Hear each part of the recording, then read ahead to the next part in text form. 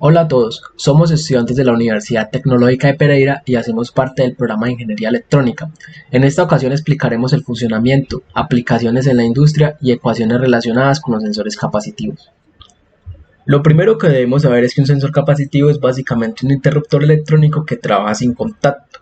Estos sensores aprovechan el efecto que tienen las sustancias como el papel, vidrio, agua, alcohol, etc., cuando se encuentran tan cerca como para afectar su capacitancia.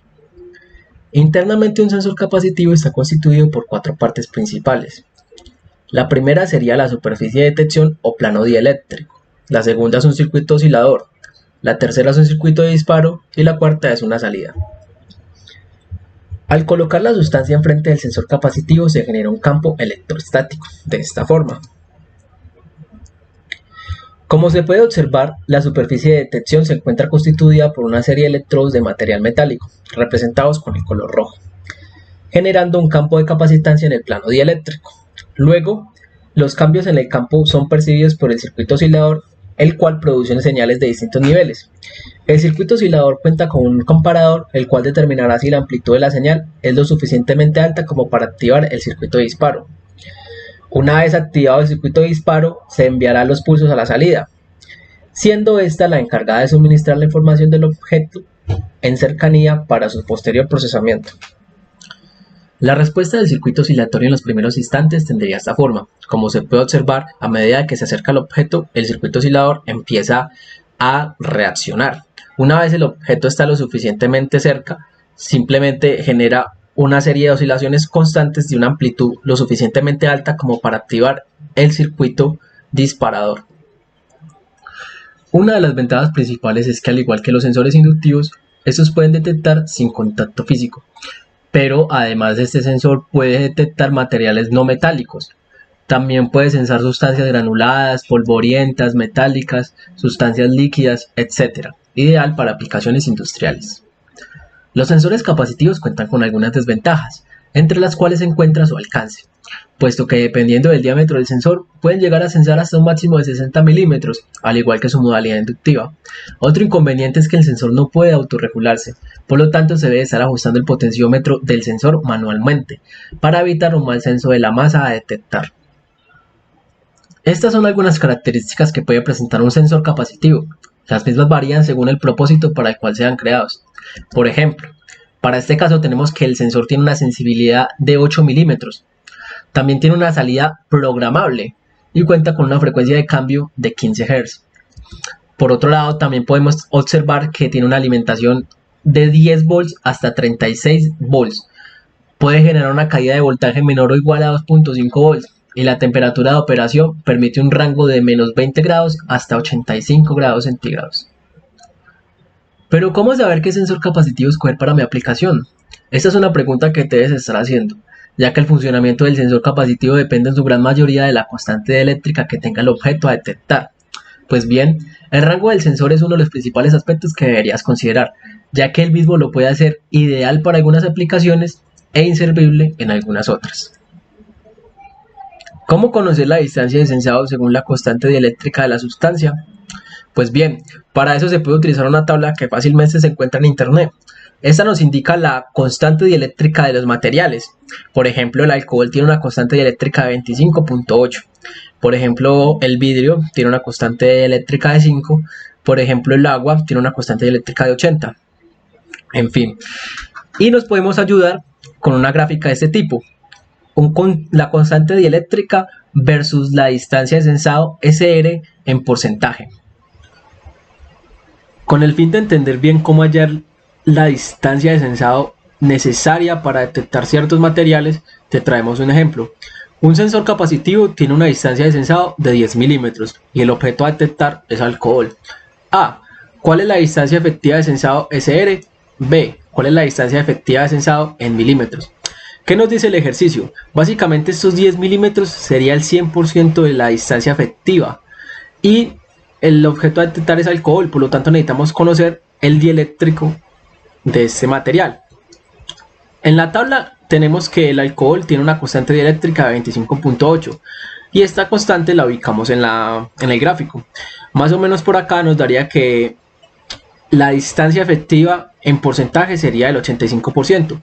Por lo tanto, respondiendo a la pregunta A, ¿cuál es la distancia efectiva de sensado? SR es de 85%. Después nos dice que expresemos este porcentaje, pero en milímetros. Hay dos formas de hacerlo, ya sea por regla de 3, tal como se muestra, 10 milímetros es el 100%, entonces ¿cuántos milímetros sería el 85%? Pues es 8.5. O simplemente se le saca el 85% a 10 milímetros. Esto es muy importante entenderlo, porque esta va a ser nuestra nueva distancia. Por lo tanto, si el material que es alcohol se colocara a 10 milímetros, el sensor no alcanzaría a detectarlo. Máximo tiene que estar a 8.5 milímetros. Los sensores de este tipo pueden ser simples y diferenciales. En el caso de los simples, tenemos los condensadores variables. Estos están basados en la variación de la capacidad del condensador como consecuencia de la variación de la magnitud física a medir. Como podemos observar en la imagen, un condensador almacena una carga cuando está sometida a un diferencial de potencial. Por eso tenemos que C es igual a la carga sobre el diferencial de potencial. Los problemas que presentan este tipo de condensadores son cuatro. El primero sería cuando no se puede despreciar el efecto de los bordes. El segundo sería el aislamiento entre las placas debe ser alto y constante. Existen muchas interferencias capacitivas y los cables generan capacitancias parásitas. Uno de los primeros problemas era de que no se podía despreciar el efecto de los bordes. El efecto de los bordes es importante ya que la ecuación C se indica que ésta está afectada por la distancia entre las placas. Entonces, se dice que en un condensador de placas paralelas, cuando la separación entre las placas es mucho menor que la dimensión laterales, este efecto puede ser despreciable. En caso contrario, las alteraciones de campo eléctrico en las proximidades de los bordes del condensador hacen que la capacidad real del mismo no coincida con la obtenida al aplicar las expresiones teóricas. El aislamiento entre las placas consiste en rodear uno de los electrodos con un anillo puesto al mismo potencial del mismo electrodo. ¿Eso qué quiere decir? Ya que debe ser alto y constante, por ejemplo, si como consecuencia de las variaciones de humedad se alterara el aislamiento ofrecido por el dieléctrico, se aparecen resistencias parásitas en el paralelo con C, con el capacitor. Se producen variaciones en la impedancia del condensador no atribuyéndoles un cambio de capacidad. Las interferencias capacitivas consisten en que entre cada conductor existen condensadores parásitos.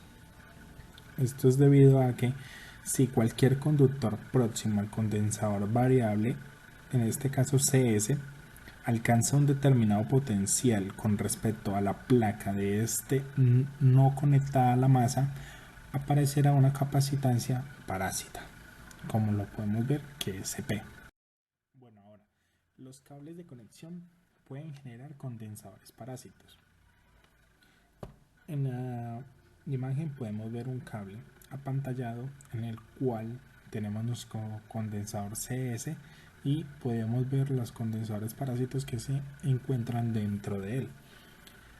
Esto es porque al ser apantallados para evitar las interferencias capacitivas, aparece la capacitancia parásita, CP, en paralelo con la capacidad del sensor, CS.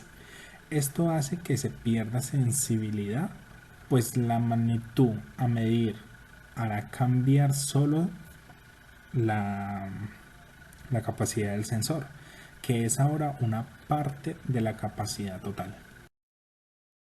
Otro problema importante es la alta impedancia de salida de este tipo de sensores, determinada por el dieléctrico no conductor utilizado. Podemos solucionar en este caso la salida de alta impedancia con tres alternativas.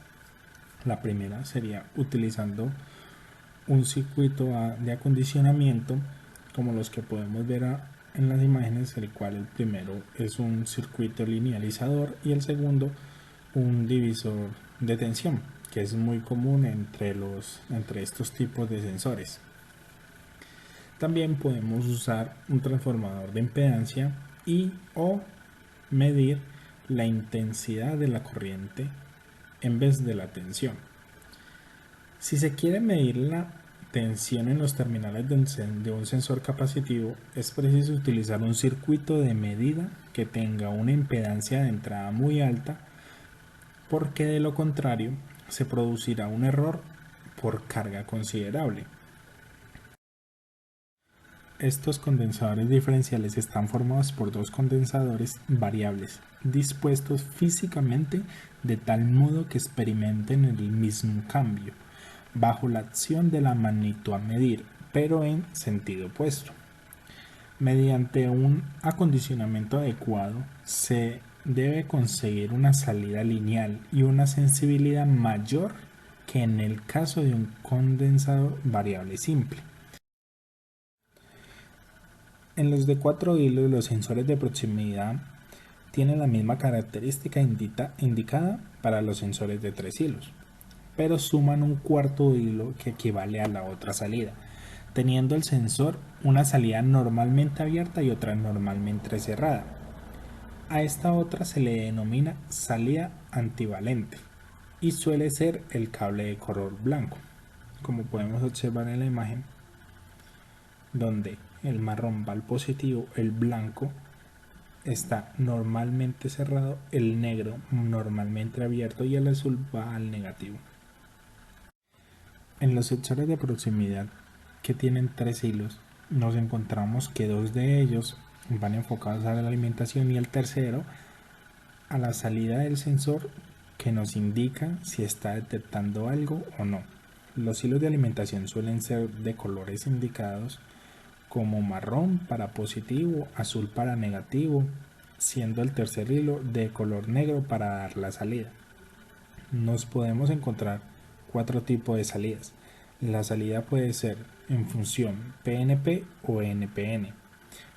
Estos se diferencian porque la PNP se denomina la salida positiva, conectando la carga entre el cable de salida y el cable negativo, y los sensores con salida NPN se dice que tiene la salida negativa conectando la carga entre el cable de salida y el positivo. Como los sensores capacitivos tienen una amplia gama de materiales que pueden sensar, tienen su puesto asegurado en la industria.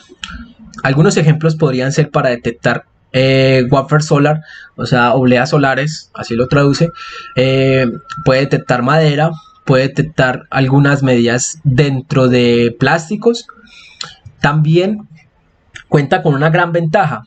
Por ejemplo, puede sensar el nivel de agua dentro de un tanque. ¿Cómo lo hace? Pues básicamente el dieléctrico del agua es mucho mayor al dieléctrico del plástico, y a una distancia apropiada él podría llegar a decirme, bueno, este tanque ya pasó o aún le falta agua, en fin, dependiendo pues de la aplicación que se quiera. Otro gran ejemplo podría ser en la producción de, digamos, elementos, no sé, de cualquier tipo, en este caso médicos. Entonces dentro de las cajas se puede observar que hay un material, y este material pues tendría que ser con un dieléctrico mayor al de la caja para decirme si el material se encuentra o no dentro de ella.